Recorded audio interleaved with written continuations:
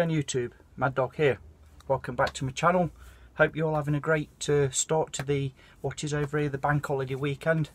And unusually enough over here in the UK it's nice hot and sunny today, so after I've shot this little video, get me some of those rays, charge my battery up, makes you feel great, doesn't it? Bit of sunshine. So the subject of this video in short is, I've been asked by one or two people what my thoughts and opinions are on the proposed new dreaded UK knife laws. So before I start, I'm not going to go into a full rant. I'll try not to swear because I like to keep my channel clean, but it is something I do feel passionate about, and from the offset these are just my thoughts and opinions, so please, apologies in advance if I do offend anybody, or if any of you guys lasses disagree with what I think, then I apologise straight away. But you know, that's what makes this whole democracy supposedly a great thing, is the freedom to have different opinions. So let's get into it. Without going into all the detail, the main one for us guys and lasses over in the UK is the fact that we are no longer going to be allowed to order knives online and have them delivered to your door, to your home address. However, that being said, there is the most likelihood of you still being able to order knives online and have them sent to a post office or a place of work. We don't actually know yet for sure. The detail behind the laws haven't been properly released. So just getting into the meat and bones of this then, for me personally, I think it's like everybody else, as far as I can see, are coming to the same conclusion that it's just a knee-jerk reaction by our government, who have got to be seen to be doing something to manage this epidemic, as the media like to call it, of this knife crime that we're currently seeing in the major cities over in the UK. My standpoint on it is, it isn't a knife issue.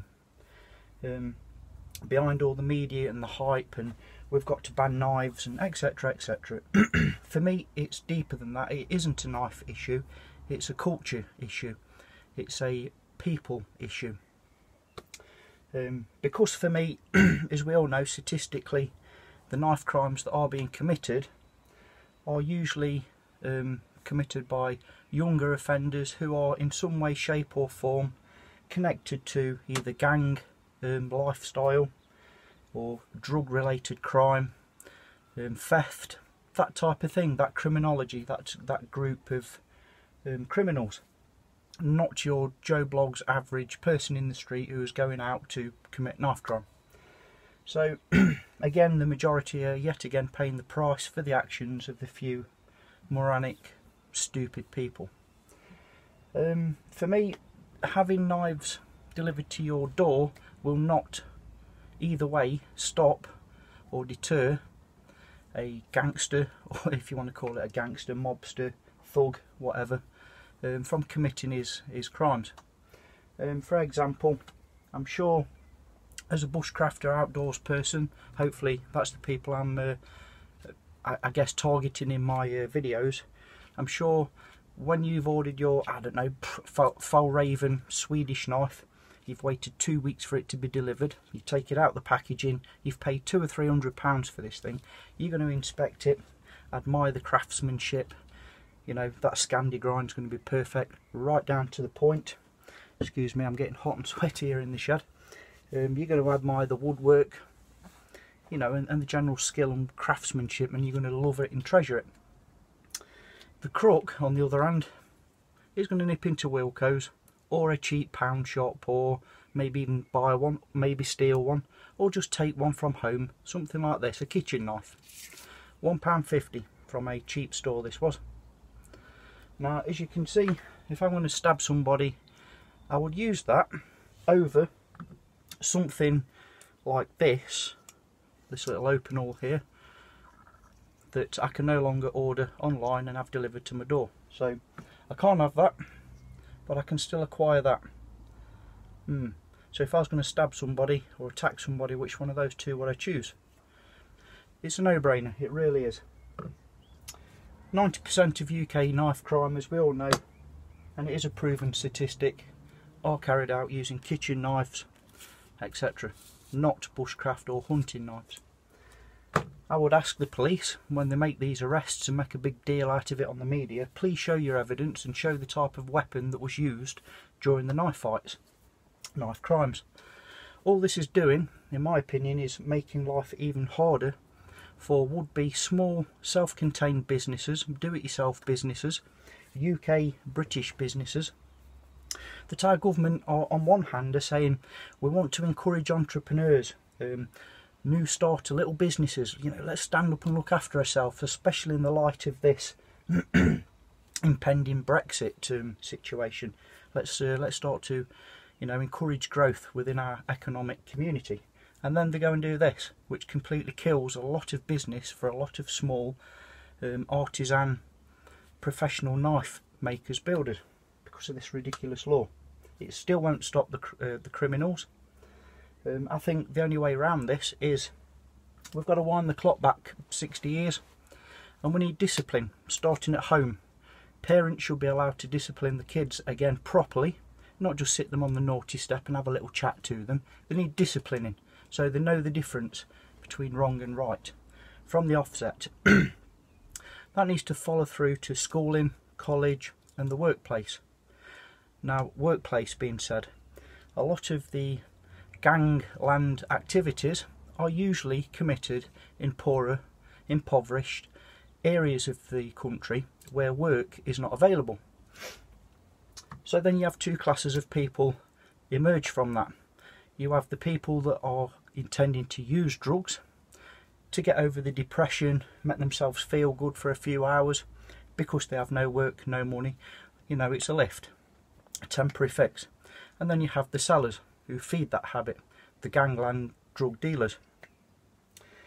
If there was equal opportunity, employment and jobs for both of those sets of people, there will be no need for people to go out and try and get high on drugs. There will be no need for gangs to fight over whose turf it is to sell those drugs, to include using baseball bats, knives, guns, and the rest of it. So by getting to the root of the problem, it's a culture problem, it isn't a knife problem. That's my opinion, that's my take on it. We need employment, we need discipline, we need an effective police force, not some 22-year-old, 5'8", 10 stone wet through policeman that goes around with a laptop. We need the old 6'6" copper again on the streets with a truncheon, and he will use it if he catches you misbehaving. And then when you go home to lick your wounds, your dad, when he opens the door to let you in, gives you another bloody good hiding because you deserve it. Let's go back to old school methods, because me personally, this modern softly way clearly isn't working. Now, I know I'm ranting, but this is my opinion. People have asked, so I'm giving it. Crikey, it must be 100 degrees or more in this shed at the moment. Woo! If the jobs aren't available in them communities, and if people have already got a criminal record and that stops them from getting any employment or work, then let's bring back national service. That will definitely instill discipline into some of these would-be scumbags, let's be honest, that have nothing better to do with their lives. As for the government banning the sales of knives, limiting what we can and cannot buy as law-abiding citizens who have an interest in the outdoors, whether it be fishing, camping, bushcrafting, just carving, survivalism, or just collecting knives because they are a thing of beauty and they are a piece of art. The handmade, a lot of them, craftsmanship is phenomenal. You're killing all that for us because of these said scumbags. What about cars and vans? Let's apply the same logic that these left-wing softly people are applying to our knives to cars and vans. The reason I say that, there is a growing horrible trend for would-be terrorists, mobsters, general nutcases, hiring, stealing, whatever it may be, and cars and vans and trucks in some cases, and driving them into the public, using the car and van as a weapon. So I know, let's ban all cars and vans, because that's what we should be doing if the same logic and laws are applied to any act of terrorism or violence. Let's ban all cars and lorries now. Boom, end of. Isn't practical, isn't feasible, it isn't realistic, and it isn't dealing with the actual problem. It's not the car that's done the damage, it's the person excuse me, behind the wheel. And it's the same with a knife. A knife, it's the same with a gun, a firearm, a baseball bat, anything. A tin of Coca-Cola, if you slam it at the side of somebody's head, it's going to injure them. So let's ban all beers and tins of pop. Crying out loud. Do excuse me, it's hot in here and it makes my throat go dry when I'm talking about something I am passionate about. I do care about it, but I feel there isn't much we can actually do about it other than write letters to your local MPs. Let's start a petition for, and maybe even do something here on YouTube. If any of you guys and lasses feel strongly enough about this and you're in agreement, let's sort something out and get the ball rolling. You know, lobby at your local council events. Write as many letters as you can and just be an absolute thorn in the side. Let your opinion be known, even if it won't make any difference. Let's be honest, we're not a true democracy anymore. Basically, we get to decide which dictator we want to tell us what to do. That's the top and bottom of it, let's be honest. But that being said, there are a few of my thoughts and opinions on the knife issue. It isn't the knives, it's the people. It's the lack of discipline, the lack of proper policing, the lack of love for each other, the lack of respect for each other. If I'm going to have an argument with anybody out there in the street, and people that know me will know this, yeah, okay, if you want to get, I'm an fat old man now, but as a young bloke, yeah, let's get out in the street, you pick your place, you know, you have your fight, out of the public's eye, you have a disagreement, last man standing wins, we go to the pub together, have a shake of hands, pint of beer, that's the end of it. Queensberry rules, let's be gentlemanly like it about, let's have a little bit of humanity and respect. I ain't going to go and stab you to death because you've, you know, dissed me or whatever, you know, you showed me some disrespect. I mean, crying out loud.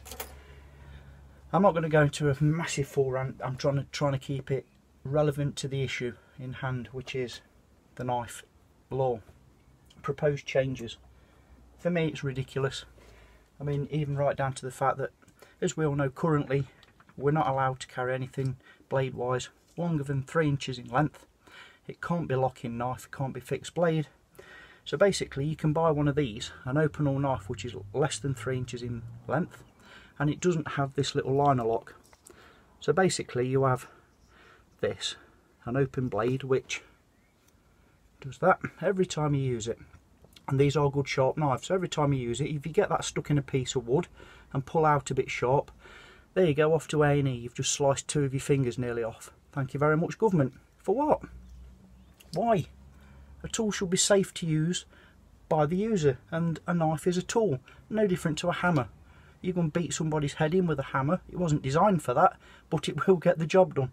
Are we going to ban all hammers? Or restrict the sales being delivered to your house from a tool station? I mean, where's it all going to end? We need to act as the general public, I think, and stand up and be counted and show our Parliament ministers that we're not having it.